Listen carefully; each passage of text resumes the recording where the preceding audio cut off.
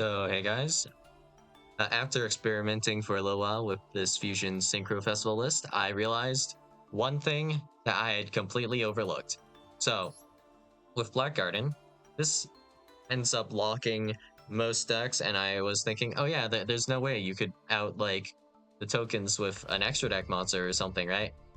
Wrong. Very wrong indeed. But I mean, it's still a very effective strategy, and that there's still ways we could technically try to play around this. So it's still you very like good, right? Assuming I'm going first, and I grab the Black Garden, which I can do so with my like one card combo, where if I open Simoon, I can grab like Orochi, or I can use Burst Storm to send Orochi to level adjust to 1, so we have like 1 plus 4 equals 5, Garden Rose Maiden, and then we just have to summon like 5 more times. And with Black Garden, our opponent ends up with 5 tokens, so problem. I thought my opponent would not be able to get rid of my tokens because, you know, there are no link monsters, yeah? Well, that is true. And there are no fusion monsters that you can make with those tokens, unless you're playing like First of the Dragons or something dumb, right? So that's also probably not going to happen. But you know what people are playing and what people do have? Oh, Chaos Angel. So this is 1 tuner plus 1 plus non-tuner light or dark monster. So you can use as many non-tuners as you want for Chaos Angel. Because yeah, Chaos Angel says for this card Synchro Zone, you treat 1 light or dark monster you control as a tuner. So in this case, if I give you 5 level 2 tokens, that adds up to level 10. And then that means you can immediately make Chaos Angel by getting rid of all of these guys. So simple solution. I mean, we have a few things we can do about this. So first off, if they are playing Chaos Angel, it's not like we lost because they got rid of the tokens, because we actually do have a legit end board. So we have that going for us. Yay. And we can do like, since Chaos Angel was made only with darks, we can out this pretty easily next turn by making our own Chaos Angel. We can use Chinook next turn. We can also negate Chaos Angel with Chinook this turn. And they're all options, I suppose. And also Chaos Angel's attack will still be halved by the Black Garden. So if we put all of our guys in defense, because I would have done that already anyways to prevent you from crashing the tokens, then you would end up not getting that much mileage out of the Chaos Angel anyways, and you'd just be regularly playing the game if you did have Chaos Angel, so it's not that bad. But if I did want to play around Chaos Angel in particular, we could use Blackwing, Sharnga, the Waning Moon to pop a monster. So in this case, it would be one of the tokens to ensure that you only have 4 tokens, so you don't have enough material to make a Chaos Angel, which has like a downside as well, which is now that it's gone, my opponent can now normal summon a level 4 monster, or a lower level monster than that, even whatever. So in this case, maybe like normal summon Fallen Level Baz could be an issue, in which case, with my board in particular, if you were to set Fallen of Albaz, I just get railed. If you go ahead, set Fallen of Albaz, and then Contact Fuse into Alba Lenitus. So let me real quick go over some endboard pieces we have here. Dragon, Dragon, Dragon, Dragon, Dragon, Dragon. All my endboard pieces are dragons. So it's a slight issue, but you know, if we technically did not have a spot to normal summon Fallen of Albaz, you can't Contact Fuse my board away. Huzzah! Great, epic. I mean, I can still get like super polyed, but I mean, I'll probably survive. I'll be fine. I follow up. It's okay. But this, not great. But we'll put it that way. So, yeah. The Chaos Angel issue. I mean, we can kind of fix it in several ways. So one of the ways is just we open Prohibition plus combo, and then we can just Prohibition, declare Chaos Angel, and then you can't make Chaos Angel.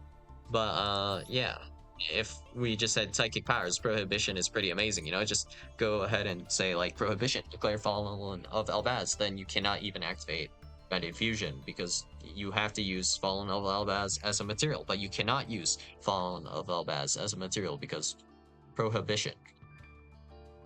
I don't even really want to bother explaining Prohibition because I only like somewhat understand. I think I'm like at 60 or 70% of understanding what Prohibition does exactly.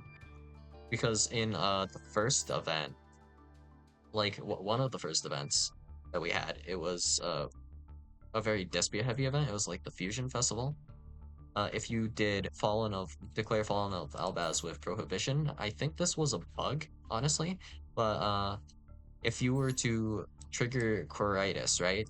Like where Quiritis should trigger, if you declared specifically Fallen of Albaz with Prohibition, this effect down here will not trigger because it mentions Fallen of Albaz, I believe. So this effect here, if this face-up card and its owner control leaves the field because of an opponent's card effect, you can add to your hand or special summon one Fallen of Albaz or one Despia monster from your deck. You would not even be able to special summon the Despia monster in this case because of the Prohibition. I believe that was a bug, like really early on in the game. That's gone out. Like at some point, I thought that was just how Prohibition worked because the payoff had to be like decent for Prohibition considering like the restriction on it. At least that's like what I was thinking at the time. But yeah, so this got me thinking, is there a way I could maybe prevent Chaos Angel from being a problem? Well, I thought about it a little bit, and then yeah, I didn't really have too much.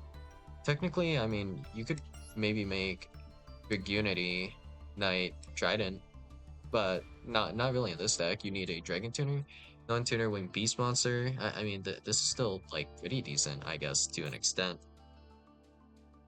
What would be really impressive, I guess, if you could, would be if you could resolve Scars. I think, right? Yeah, Scars is legal. If this were resolvable, that'd be pretty epic, I suppose. Considering, wait, how many names do you have in the main? It says Bash 8. 1, 2, 3, 4, 5, 6, 7, 8, 9.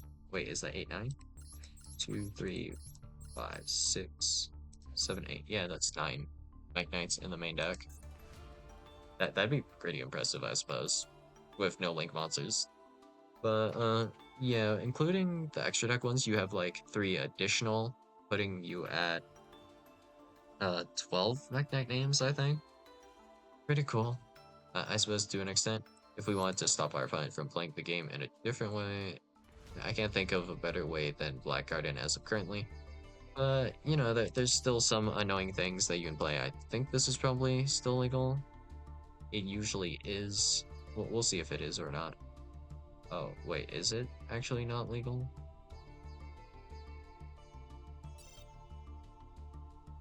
Hold up.